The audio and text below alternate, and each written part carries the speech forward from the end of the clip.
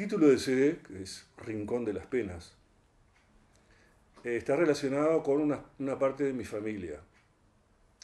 En cierta forma, desde que falleció mi padre, de hace unos 10 años, mi madre falleció cuando yo era joven, siempre quedó la duda un poco sobre la historia de nuestra familia, una familia de campo. Nosotros provenimos de lo que es la zona centro del Uruguay, de un lugar que se llama Tacuarembó, que es un departamento, ¿no? Una provincia. Este, y claro, casi todas las cosas que yo toco están muy relacionadas a ese, a ese ambiente, al ambiente, digamos, de campo de Tacuarembó. Eh, por el hecho de que, en cierta forma, toda mi música está, de alguna manera no, está totalmente basada en vivencias que yo tuve de niño, de adolescente, de haber visto, de haber escuchado el gaucho o el peón de campo, en realidad, porque ya el gaucho es un tema un poco, digamos, de extinción. Pero el peón de campo que toma una guitarra canta una milonga. Un hombre digamos, semi-analfabeto o analfabeto, pero que sí puede transmitir todo eso, como en otras tradiciones se da, en otras tradiciones musicales. Entonces está todo muy relacionado a ese lugar. Y ese lugar es la cuna, en cierta forma, de mi familia, toda íntegra. El Rincón de las Penas, yo lo único que cambié fue penas por, o sea, suplanté el verdadero nombre que se llama, en realidad es el Rincón de los Condes. Conde es mi segundo apellido, pero también es el apellido tanto de mi madre como de mi padre.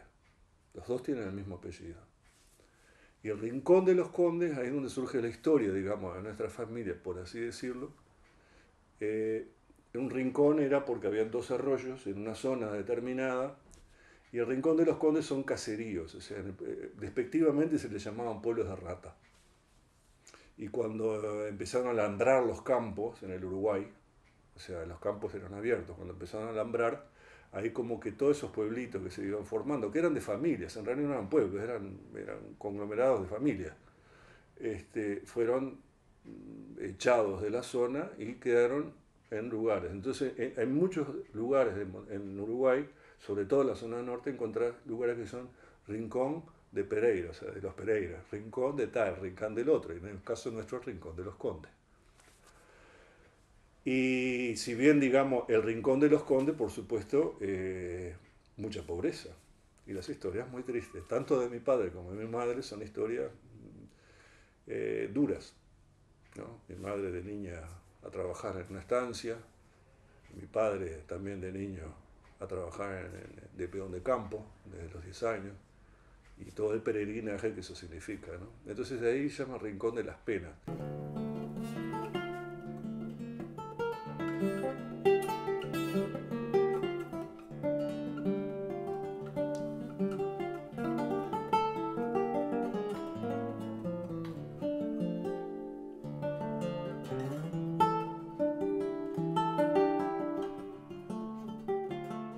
Todo lo que escribo tiene historias, hay historias por detrás, ¿no? De cada título, cada pieza en alguna forma refleja de alguna manera mi interpretación sobre determinadas cosas, que están muy relacionadas con mi pasado, historias de mis padres, historias de otros, pero muy relacionadas directamente a mí, y aquellas piezas que no son de mi autoría, están relacionadas de alguna forma directamente conmigo, como en el caso de una pieza que toco, una cosa que es de Dino Saluzzi.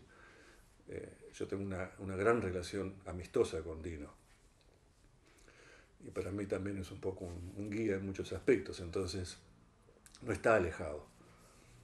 Soy un gran admirador de su obra.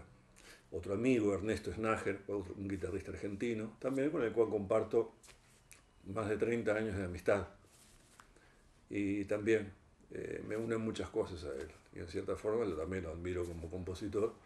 Y bueno, me tiró con una hermosa pieza que se llama Vida del Mar, a la cual yo agregué, por supuesto, mi parte, ¿no? O sea que ese es el CD en síntesis. O sea, son historias y que yo las cuento. O sea, después quien las recibe es cómo las va a experimentar.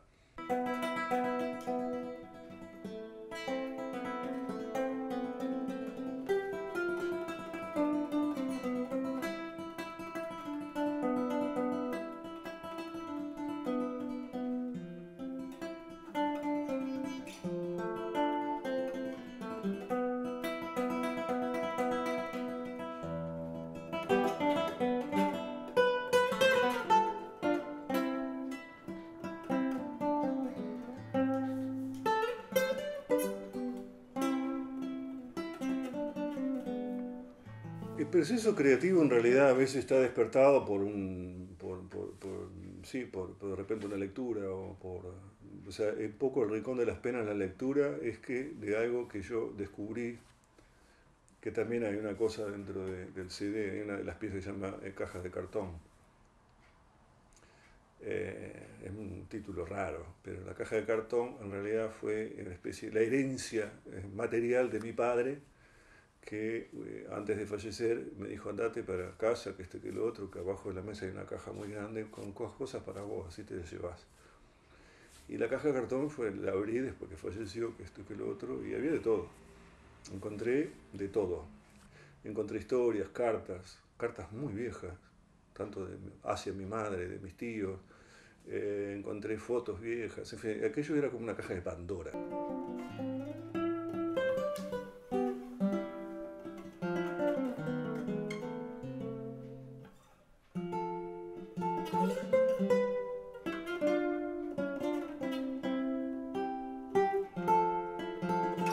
El proceso creativo es una cosa muy extraña, porque no es que uno diga, bueno, me sentaré a escribir notas. O sea, una cosa que suelo hacer es tocar, a veces, sin ponerme a pensar qué, sin escribir nada. Y de repente sí, me pongo a tocar y de repente sí, hay algo que me da de repente la entrada para poder escribir, ¿no? Algo. Está claro que el trabajo creativo, una parte es sí, podés decirle, es intuitiva, pero después todo el resto es trabajo, mucho trabajo. O sea, escribís una cosa, le vas agregando más, terminás una frase, porque para mí son todas historias. O sea, para mí un CD es como un relato, tiene su inicio y tiene su final.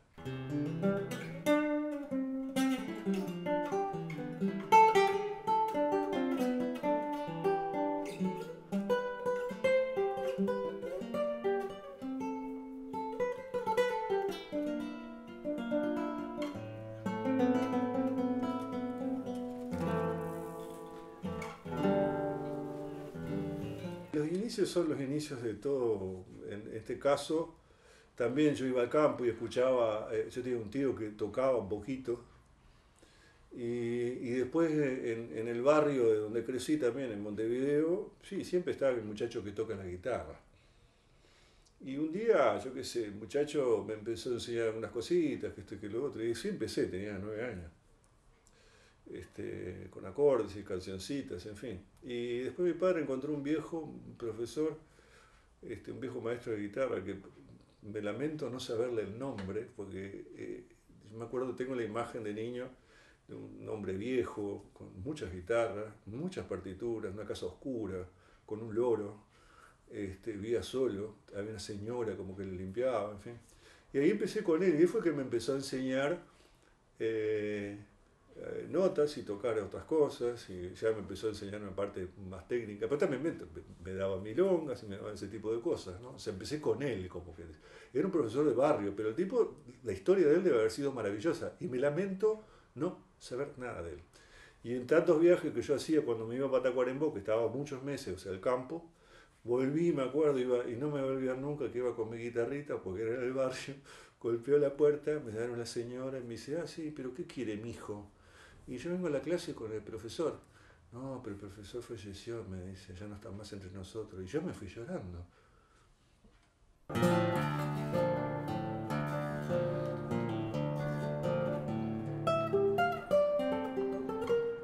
Viene la época de la dictadura, época de exilio, época de salir, y lo único que yo me llevé, lo único que tenía, aparte de 4 o 5 cosas de ropa, era la guitarra.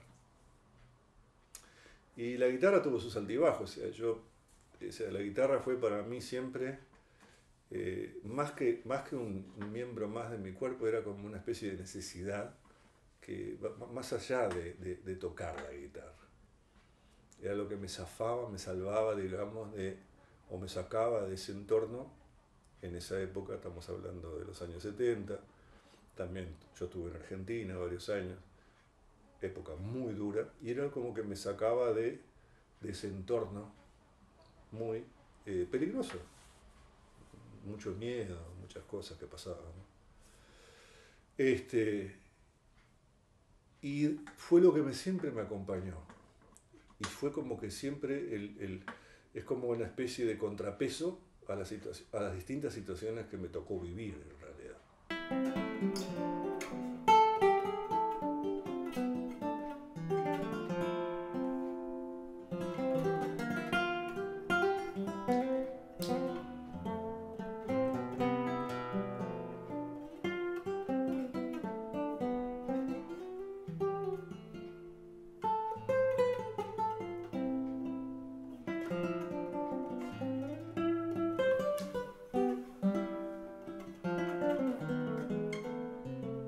El hecho de estar afuera, no hacerla en el Uruguay, sí me brindó una libertad quizás mayor, por el hecho que no me, a mí digamos, el elemento exterior no me influye absolutamente para nada en lo que yo hago. Yo estuve en el Uruguay, escribí cosas, pero estaba enrollado en otra historia en la cual el contexto es totalmente diferente. Aquí estar afuera, en este caso Holanda, pero podría ser otro país,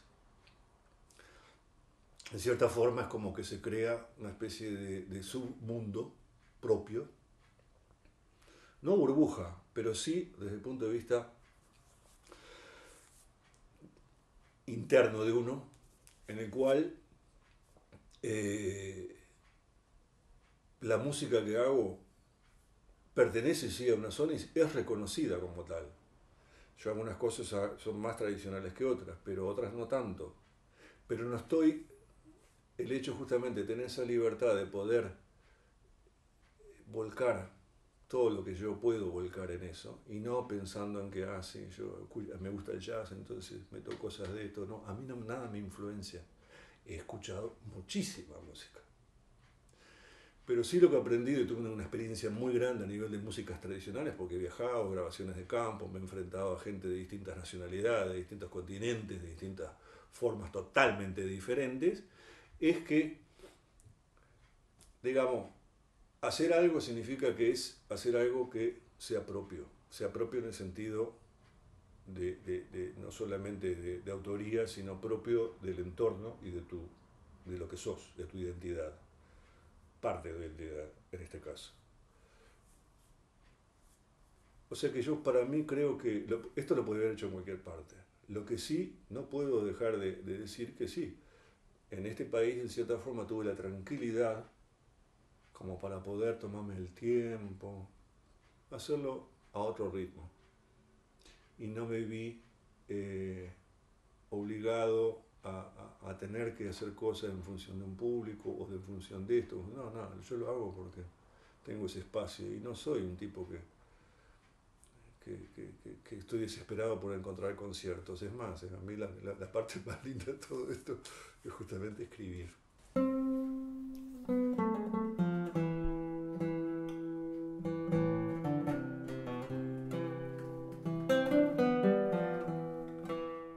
Más de un día no puedo pasar sin tocar.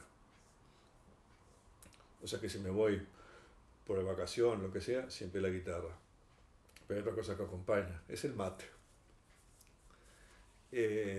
A decir popularmente, ¿no? Más frío que mate de guitarrero. Porque claro, uno tomar mate, o sea, el mate, bueno, es un recipiente, ¿no? Con la bombilla, con la yerba, con toda la historieta, es caliente. Entonces, para que el mate se mantenga, digamos, en buena temperatura hay que tomarlo. No se toma uno tras otro, pero las pausas no son largas. El problema del guitarrista o el guitarrero o quien sea, es que claro, a mí me pasa, yo tomo, cebo, pum, me tomo 2, 3 mates, paro, o sea, empiezo a tocar y claro, de repente toco 10, 15 minutos y no me cebo el mate. Entonces yo cada vez que cebo el mate tengo que calentarlo de vuelta, no calentarlo en la cocina, ¿no? Sino que con el agua mismo tomarme uno que está tibio, no frío, pero tibio, y recién al segundo ahí. El mate es fundamental.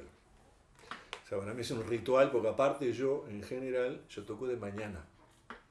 O sea, la mañana para mí es el mejor momento para tocar, porque estoy descansado, yo tomo mate de mañana, no tomo mate de tarde, tomo mate de mañana, el mate después me da energía, me despierta, y puedo estar durante 3 horas con el mate, aunque ya esté tibio a lo último, y la guitarra.